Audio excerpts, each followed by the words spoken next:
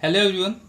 Complete Indian polity इस series में हम आगे बढ़ते हैं कि यूपीएससी और स्टेट पीएससी इसके लिए ये कोर्स है और ये प्रीलिम्स और मेंस दोनों का कवरेज करेगा आपको पॉलिटी का। तो अभी हम कर रहे थे salient features of Indian constitution. जो इंडियन कॉन्स्टिट्यूशन के इंपॉर्टेंट फीचर्स हैं उनको हम देख रहे हैं एक बार ब्रीफ में। इसका पार्ट 1 हो चुका है, आज हम करेंगे इसका पार्ट 2। तो अब तक हमने 5 इंपॉर्टेंट फीचर्स देख लिए थे। Now the sixth is synthesis of parliamentary sovereignty and judicial supremacy. तो इसका मतलब क्या है? इंडियन कॉन्स्टिट्यूशन में हम दो चीज़ों का सिंथेसिस, एक मिश्रण, एक गोल्डन मीन देखते हैं। वो दो चीज़ें क्या हैं? पार्लियामेंट्री सोवरेनिटी और जुडिशियल सुप्रीमेसी। ये दोनों चीज़ हैं क्या? पहली चीज़ पार्लियामेंट्री सोवरेनिटी, ये कॉन्सेप्ट है ब्रिटिश का। ये हम ब्रिटिश नेशन में, ब्रिटिश पॉलिटी में देखने को पाते हैं। Parliamentary sovereignty, that means parliament powers are not limited due to written constitution और जुडिशियल रिव्यू एट्सेट्रा। ब्रिटेन में क्या है कि ब्रिटेन में पार्लियामेंट के पास जो पावर्स हैं वो लिमिटेड नहीं है कॉन्स्टिट्यूशन रिटन, क्योंकि वहाँ पर कोई भी कोडिफाइड कॉन्स्टिट्यूशन नहीं है, कोई भी रिटन स्पेसिफिक डॉक्यूमेंट नहीं है कॉन्स्टिट्यूशन का। तो वहाँ पर पार्लियामेंट की पावर्स हैं किसी भी लॉ को बनाने की, वो बहुत ज़्यादा है। वो किसी भी तरह के लॉ बना सकते हैं और वहाँ पर जुडिशियल रिव्यू का भी कोई प्रावधान नहीं है। दैट मीन्स पार्लियामेंट कोई भी लॉ बनाता है तो उसका जुडिशियल रिव्यू नहीं होता है। तो पार्लियामेंट के पास किसी भी तरह के लॉ बनाने के प्रावधान है। बट इन इंडिया में ऐसा नहीं है। इंडिया में पार्लियामेंट्री सोवरेनिटी किस लिए नहीं है? Because we have a written constitution और पार्लियामेंट जो भी लॉ बनाएगा उसे उस कॉन्स्टिट्यूशन के जो भी लॉज हैं, प्रोविजंस हैं, उनको फॉलो करते हुए ही बनाना पड़ेगा। कोई भी ऐसा लॉ नहीं बना सकती इंडियन पार्लियामेंट जो कि हमारे इंडियन कॉन्स्टिट्यूशन के प्रोविजंस को वायलेट करे। और उसके लिए प्रोविजन है जुडिशियल रिव्यू का। तो ऐसे अगर लॉ बनते हैं जो कि पार्लियामेंट के प्रोविजंस को वायलेट करते हैं तो जुडिशरी उनका रिव्यू करता है। वो देखता है कि क्या वो कॉन्स्टिट्यूशन के प्रोविजंस के अकॉर्डिंग है कि नहीं। अगर नहीं होता है तो फिर उनको नल एंड वॉइड करार दिया जाता है। That means the law is not valid. तो इंडिया में पार्लियामेंट्री सोवरेनिटी नहीं है, but still Indian parliament has powers to make laws. Indian parliament के पास फिर भी पावर्स हैं कि वो अपनी लॉ बना सकते हैं। तो हमें पार्लियामेंट्री सोवरेनिटी कंप्लीट नहीं है इंडिया में, जैसा कि हमें ब्रिटेन में देखने को मिलता है। और दूसरी चीज़ है जुडिशियल सुप्रीमेसी, यूएसए का जो कॉन्सेप्ट है, जहाँ पर जुडिशरी के पास बहुत ज़्यादा वाइड पावर्स हैं किसी भी लॉ को रिव्यू करने के। दैट मीन्स जुडिशियल रिव्यू करने के वहाँ पर जुडिशरी के पास बहुत ज़्यादा पावर्स हैं। तो इंडियन जुडिशरी में भी ये पावर्स हैं लेकिन उतने ज़्यादा नहीं हैं जितने यूएसए में हैं। तो दोनों ही कॉन्सेप्ट हमें इंडिया में देखने को मिलते हैं, बट गोल्डन मीन थोड़े कम लेवल पे। तो दोनों ही प्रोविजंस इंडिया में हैं और दोनों का ही एक आपस में चेक एंड बैलेंस टाइप का सिस्टम है, ताकि अगर पार्लियामेंट्री सोवरेनिटी, पार्लियामेंट कोई ऐसा लॉ बना रही है जो कि कॉन्स्टिट्यूशन के अकॉर्डिंग नहीं है, जो कि वेलफेयर के अकॉर्डिंग नहीं है, तो जुडिशरी अपने जुडिशियल रिव्यू का उपयोग करके उसे स्ट्रक डाउन कर सकते हैं। So we see both these concepts, synthesis of both these concepts in Indian polity. So in India we have synthesis of both. Parliament can amend major portion of constitution. Parliament के पास ये power है कि वो किसी भी constitution के major portion को amend कर सकता है, but without violating basic structure of constitution. इसके बारे में हम डिटेल में पढ़ेंगे what is the basic structure, but now you still तुमको बस ये जानना है आप लोगों को कि पार्लियामेंट के पास कॉन्स्टिट्यूशन को अमेंड करने की पावर्स हैं, कंप्लीट हैं, but without violating the basic structure. और दूसरी बात है कि सुप्रीम कोर्ट के पास भी पावर है कि वो किसी भी पार्लियामेंट्री लॉ को डिक्लेयर कर सकती है unconstitutional through its power of judicial review. Now we see seventh, that is integrated and independent judiciary. India में हमारे पास इंटीग्रेटेड और इंडिपेंडेंट जुडिशरी है। सुप्रीम कोर्ट टॉप लेवल पे है, नेशनल लेवल पे। Then at state level we have high courts और district courts और अदर लोअर कोर्ट्स भी हैं, सबऑर्डिनेट कोर्ट्स भी हैं हाई कोर्ट के नीचे। तो ये हमें 3 टायर सिस्टम यहाँ पर देखने को मिलता है। सुप्रीम कोर्ट, उसके नीचे high court, then we have subordinate courts. अब इंटीग्रेटेड और इंडिपेंडेंट, इसका मतलब क्या है? इंटीग्रेटेड का मतलब है कि single system of courts enforces both central laws and state laws. ऐसा नहीं है कि जो सुप्रीम कोर्ट है वो सेंट्रल लॉ को इन्फोर्स करेगा, रिव्यू करेगा, और स्टेट जो हाई कोर्ट है वो स्टेट लॉज को इन्फोर्स करेगा। ऐसा नहीं है, हमारे यहाँ इंटीग्रेटेड जुडिशरी है। तो तीनों ही लेवल ऑफ कोर्ट्स ये मिलकर सेंट्रल लॉज और स्टेट लॉज दोनों को ही इन्फोर्स करते हैं। तो इंटीग्रेटेड जुडिशरी, जैसे इसे हम और आसानी से समझ सकते हैं ऐसे, जैसे यूएसए में है, वहाँ पर जो नेशनल लेवल के फेडरल लॉज होते हैं उनको फेडरल जुडिशरी वहाँ की जो टॉप मोस्ट लेवल पे जुडिशरी है वो इन्फोर्स करती है, और जो स्टेट लेवल के लॉज हैं वहाँ पर स्टेट जुडिशरी इन्फोर्स करती है। तो एक डिस्टिंक्शन है, एक डिमार्केशन है। बट इंडिया में ऐसा नहीं है, इंडिया में इंटीग्रेटेड जुडिशरी। इंडिपेंडेंट का मतलब क्या है? इंडिपेंडेंट का मतलब ये है कि जुडिशरी के वर्किंग पे, जुडिशरी के जो पावर्स हैं उन पर एग्जीक्यूटिव और लेजिस्लेचर का इंटरफेरेंस ना रहे, to prevent the interference by executive and legislature. Because judiciary को माना गया था कि जुडिशरी एक तरीके से इंडिया के कॉन्स्टिट्यूशन के प्रोटेक्टर के तौर पे काम करेगा। So to defend its power as protector of constitution, there are several provisions in our constitution. बहुत सारे ऐसे प्रोविजंस हैं कॉन्स्टिट्यूशन में जो कि हमारी जुडिशरी की इंडिपेंडेंस को इंश्योर करते हैं। दैट इज वेरियस प्रोविजंस कौन कौन से हैं? सिक्योरिटी ऑफ टेन्योर ऑफ जजेस, जो हमारी जजेस हैं उनको टेन्योर की सिक्योरिटी मिली है, कोई स्पेसिफिक एज या ईयर तक वो वर्क कर सकते हैं, उनको आर्बिट्रेरली हटाया नहीं जा सकता है। Then fix service condition of जजेस, उनकी जो जजेस की सर्विस कंडीशंस है, ऐसा नहीं है कि उनको उनके समय के बाद चेंज किया जा सके या कम किया जा सके। Then power to punish for its contempt, ये अपने कंटेम्प्ट के लिए पनिश कर सकता है। Then separation of judiciary from executive, ये हमारे डीपीएस में भी देखने को मिलता है। वहाँ पर एक प्रोविजन है कि स्टेट ऐसे स्टेप्स लेगा कि वो जुडिशरी को एग्जीक्यूटिव से सेपरेट करने के लिए कुछ स्टेप्स लेगा। तो ये सारे प्रोविजंस जो हैं वो जुडिशरी की इंडिपेंडेंस को इंश्योर करते हैं। Then next we see fundamental right, this is also a very important feature of Indian constitution. We see, ये एक बहुत ही इंपॉर्टेंट फीचर है, ये पार्ट 3 में हमें देखने को मिलता है। इंडियन कॉन्स्टिट्यूशन में बहुत सारे पार्ट्स हैं, 25 पार्ट्स हैं लगभग। तो जो तीसरा पार्ट है, पार्ट 3, वो फंडामेंटल राइट्स के लिए डिवोटेड है, जहाँ पर हमें 6 कैटेगरी ऑफ फंडामेंटल राइट्स देखने को मिलते हैं। फंडामेंटल राइट्स बहुत इंपॉर्टेंट हैं इंडिया में सिटीजन्स की लिबर्टी को इंश्योर करने के लिए, ताकि स्टेट सिटीजन्स के जो राइट्स हैं, सिटीजन्स का जो डोमेन है, उस पर इंटरफेरेंस ना कर सके। सो फंडामेंटल राइट्स को एक तरीके से हम इस तरीके से भी देख सकते हैं that it put a limit upon the powers of state. ये स्टेट के ऊपर एक लिमिटेशंस है, गवर्नमेंट के ऊपर एक लिमिटेशंस है कि वो ये चीज़ें कर सकती, ये चीज़ें सिटीजन्स के जो डोमेन है उसमें नहीं कर सकती हैं। तो जो 6 कैटेगरी ऑफ फंडामेंटल राइट्स हैं, पहला right to equality, article 14 to 18 है। देन राइट टू फ्रीडम है, article 19 to 22। Right against exploitation, article 23-24। Right to freedom of religion, article 25 से 28। Cultural and educational rights, article 29-30। Right to constitutional remedies, article 32। तो ये सारे जितने भी category of rights and specific rights, ये हम fundamental rights जब करेंगे तो बहुत ही डिटेल में देखेंगे एक एक आर्टिकल को। बट हियर अभी हम उतना डिटेल में नहीं देखेंगे, बस ये 6 कैटेगरीज ऑफ राइट्स हैं। ये एक तरीके से हमें बस ये बताने के लिए कि कितने categories of rights, fundamental rights हमें कॉन्स्टिट्यूशन प्रोवाइड करता है। Then what is the purpose of this fundamental right? Fundamental rights का पर्पस क्या है? ये किस चीज़ को प्रमोट करते हैं? It promotes political democracy. Political democracy का मतलब है इट एम्पावर्स पीपल पॉलिटिकली ये पीपल को एम्पावर करता है। जैसे कि राइट टू इक्वालिटी है, तो इस राइट टू इक्वालिटी का मतलब है कि जो लॉ है वो सभी के लिए समान रूप से लागू होगा। तो पॉलिटिकल लेवल पे ये एक तरीके से इक्वालिटी इंश्योर करता है। स्टेट इन राइट्स को वायलेट नहीं कर सकता है, इसका ये भी मतलब है।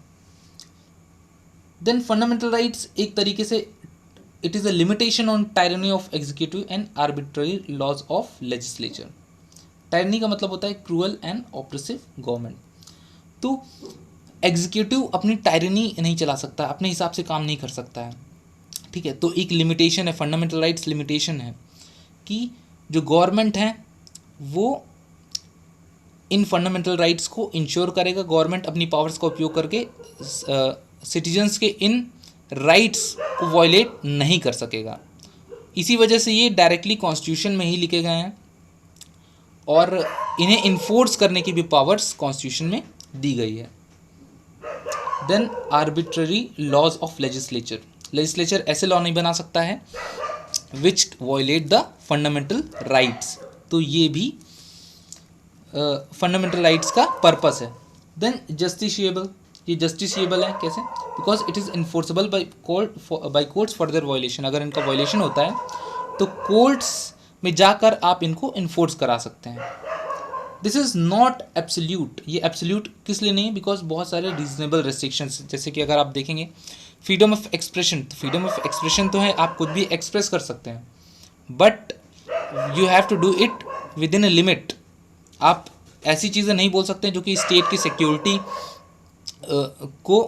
सिक्योरिटी या बहुत सारे और प्रोविजंस दिए गए हैं हमारे कॉन्स्टिट्यूशन में, पब्लिक ऑर्डर है, इन सब चीज़ों को वायलेट करें। So you have freedom of expression but within a certain limit, within a certain restriction. Then can be curtailed और repealed by parliament through constitutional amendment act. ठीक है, तो freedom fundamental right जो है वो cartel किए जा सकते हैं, रिपील किए जा सकते हैं पार्लियामेंट के द्वारा, कॉन्स्टिट्यूशन अमेंडमेंट एक्ट द्वारा।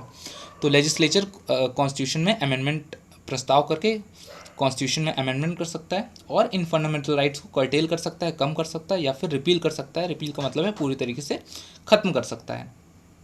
बट इसमें भी हम आगे देखेंगे दैट कॉन्स्टिट्यूशनल अमेंडमेंट के जो पावर्स है पार्लियामेंट के, these are limited and restricted by the doctrine of basic structure. और बेसिक स्ट्रक्चर क्या है उसके लिए तो पूरा अलग से एक टॉपिक ही है, तो उसको हम बाद में देखेंगे। Then fundamental rights can also be suspended during the operation of a national emergency except rights guaranteed by article 20 and 21। तो नेशनल इमरजेंसी जब होता है तो उस दौरान भी फंडामेंटल राइट्स सस्पेंड किए जा सकते हैं, बट दो फंडामेंटल राइट्स हैं आर्टिकल 20 एंड 21, ये सस्पेंड नहीं किए जाते हैं इवन ड्यूरिंग नेशनल इमरजेंसी। तो ये हुआ fundamental rights. Now we see directive principles of state policy. ठीक है, तो बी आर अम्बेडकर ने directive principles of state policy को कहा है it is a novel feature of Indian constitution. ठीक है, ये इंडियन कॉन्स्टिट्यूशन का एक स्पेशल फीचर है, नॉवेल फीचर है। It is enumerated in part 4 of the constitution. Part 3 है फंडामेंटल राइट्स, पार्ट 4 है डीपीएसपी। तो 3 पार्ट्स में इन्हें क्लासिफाई किया जाता है। इट कैन बी जनरली, ये कॉन्स्टिट्यूशन में नहीं दिया गया ये क्लासिफिकेशन हम अपनी सहूलियत के लिए करते हैं। It is classified into 3 broad categories, socialistic, Gandhian and liberal intellectual. जब डीपीएसपी करेंगे तो हम स्पेसिफिक प्रोविजंस देखेंगे कौन से सोशलिस्टिक हैं, कौन से गांधीयन हैं, कौन से लिबरल इंटेलेक्चुअल हैं। ठीक है, तो ये सारे आइडियोलॉजीज़ के बेस पे हैं कि कुछ जो फंडामेंटल डीपीएसपी हैं सोशलिस्टिक आइडियोलॉजी को प्रमोट करते हैं वो सोशलिस्ट कैटेगरी में आएंगे। जो गांधीयन आइडियोलॉजी को प्रमोट करते हैं, जो गांधी जी की आइडियोलॉजी थी, जो डीपीएसपी उसको प्रमोट करते हैं वो गांधीयन कैटेगरी में आएंगे, और जो लिबरल इंटेलेक्चुअल इस आइडियोलॉजी को प्रमोट करते हैं वो इस कैटेगरी में आएंगे। तो इनका पर्पस क्या है डीपीएसपी का? It is meant for promoting the ideal of social and economic democracy. Fundamental rights किस लिए थे? To promote political democracy. But B R Ambedkar ने कहा है कि political democracy can not be ensured without social and economic democracy. तो part 3 में fundamental rights के बाद हम लाते हैं डीपीएसपी को, जहाँ पर हम स्टेट को ये डायरेक्शंस देते हैं। स्टेट को ये डायरेक्शंस कॉन्स्टिट्यूशन के द्वारा दी गई है that they have to promote social and economic democracy. Social and economic democracy का मतलब है, इसके एग्जांपल्स कुछ है, जैसे कि इक्वालिटी को प्रमोट करना इकोनॉमिक लेवल पे, सोशल लेवल पे। ठीक है, तो डिस्ट्रीब्यूशन ऑफ वेल्थ है इसके अंतर्गत कोऑपरेटिव सोसाइटीज़ हैं डीपीएसपी में, जो कि इकोनॉमिक डेमोक्रेसी और सोशल डेमोक्रेसी इन सबको प्रमोट करते हैं। देन और भी बहुत सारे प्रोविजंस है डीपीएसपी में, जो कि हम जब स्पेसिफिकली डीपीएसपी पढ़ेंगे तब देखेंगे। देन इसका पर्पस एक और ये भी है that it seeks to establish welfare state in India. Welfare state का मतलब है जो कि पब्लिक जनता की वेलफेयर के लिए लगातार कार्यरत है। वो स्टेट, वो गवर्नमेंट वेलफेयर स्टेट कही जाती है। और डीपीएसपी में बहुत सारे ऐसे प्रोविजंस हैं जो कि सरकार को ये आदेश देते हैं कि इस तरीके से उन्हें काम करना है, जो कि जनता के वेलफेयर के लिए होंगे। स्पेसिफिक प्रोविजंस हम बाद में देखेंगे, लेकिन मोटी मोटी ये बात है that it's give direction to government to work for the welfare of public. Then non justiciable in nature, ये नॉन जस्टिशिएबल, जैसे फंडामेंटल राइट्स वर जस्टिशिएबल, अगर उनका वायलेशन होता है तो आप डायरेक्टली कोर्ट में जाकर उन्हें इन्फोर्स करा सकते हैं। बट डीपीएसपी में ऐसा नहीं कि आप डायरेक्टली जाकर कोर्ट में चले जाएं कि डीपीएसपी हमारा फुलफिल नहीं हो रहा है, ऐसा नहीं है। ये एक तरीके से सिर्फ डायरेक्शन स्टेट के ऊपर, स्टेट अपने हिसाब से, अपनी सहूलियत के हिसाब से, अपने बजट के हिसाब से उनको प्रमोट कर सकता है। कोई टाइम लिमिट नहीं है। कॉन्स्टिट्यूशनल ये भी डिक्लेयर करता है that these principles are fundamental in the governance of the country and it shall be the duty of state to apply these principles in making laws. Constitution खुद ये declare करता है दैट दीज प्रिंसिपल्स जो DPSP हैं, directive principles हैं, ये Indian की governance के लिए, इंडिया की गवर्नेंस के लिए फंडामेंटल हैं, और इनका जो गवर्नमेंट पॉलिसीज़ लाएगी, लॉ बनाएगी, वो इन डीपीएसपी को रिफ्लेक्ट करने चाहिए, because constitution itself declares that these are basic and fundamental for the governance of the country. और it shall be the duty of state to apply this principles in making laws, ये state की duty होगी कि इन सारे principles को वो apply करे जब भी वो लॉ मेकिंग की प्रोसेस करे। ठीक है, तो ये सारी चीज़ें हैं इसमें। Thus it impose a moral obligation on the state authorities for their application। तो ये एक moral obligation state authorities government के ऊपर इम्पोज करते हैं कि वो डीपीएसपी को अप्लाई करें। ठीक है, लास्टली मिनर्वा मिल्स केस में सुप्रीम कोर्ट ने कहा है that Indian constitution is founded on the bed rock of balance between fundamental rights and DPSP. तो फंडामेंटल राइट्स और डीपीएसपी में कुछ कॉन्फ्लिक्ट्स भी रहे हैं, जहाँ पर सरकार डीपीएसपी प्रमोट करने जाती है तो फंडामेंटल राइट्स का कुछ वायलेशन होने लगता है। तो ये कॉन्फ्लिक्ट काफ़ी समय तक चलता रहा। फिर 1980 में मिनर्वा मिल्स केस में सुप्रीम कोर्ट ने ये बात कही दैट इंडियन कॉन्स्टिट्यूशन जो है वो एक, it is founded on the bed rock of balance between fundamental rights and DPSP. तो इंडियन कॉन्स्टिट्यूशन में एक बैलेंस है डीपीएसपी और फंडामेंटल राइट्स में, और सरकार को भी ये बैलेंस लेके चलना चाहिए, तभी हमारा जो कॉन्स्टिट्यूशन है, हमारा जो स्टेट है, हमारा जो इंडिया है, वो प्रॉपरली अच्छे से प्रोग्रेस कर पाएगा। सो this was it for the video. यहाँ पर हमने नहीं, अभी एक और चीज़ है, फंडामेंटल ड्यूटीज़ अभी देखना है हमें। तो फंडामेंटल ड्यूटीज़ क्या है, ये 10वां है। It is not provided in the original constitution. ये ओरिजिनल कॉन्स्टिट्यूशन में पहली बात प्रोवाइडेड नहीं थी। जो हमारा ओरिजिनल कॉन्स्टिट्यूशन 1949-50 में अडॉप्ट हुआ था, उसमें ये नहीं थे।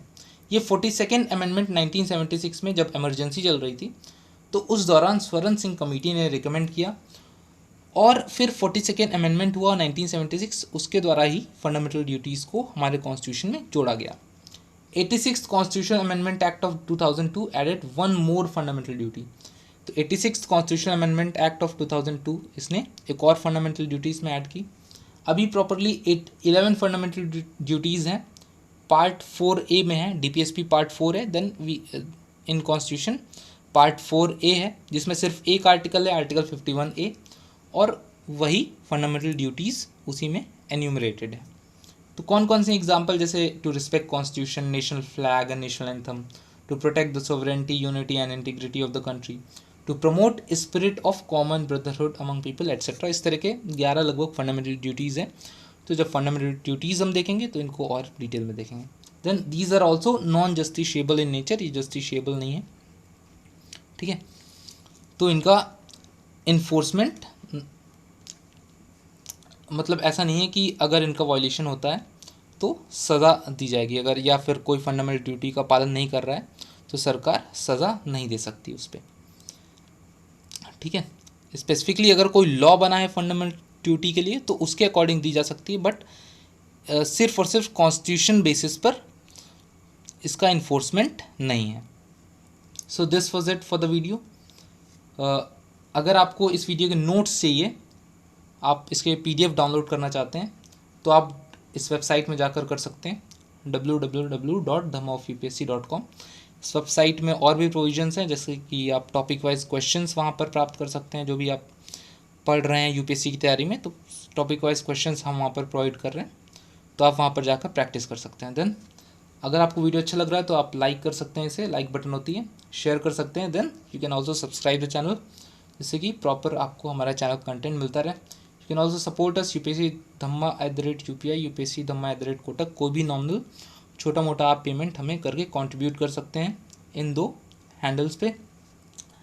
Then you can also join telegram channel Dhamma of UPSC, इसका लिंक मैंने डिस्क्रिप्शन बॉक्स में दे दिया है, जहाँ पर और भी कंटेंट यूपीएससी से रिलेटेड और भी प्रोवाइड करेंगे। So this was it for the video, will meet next time, bye.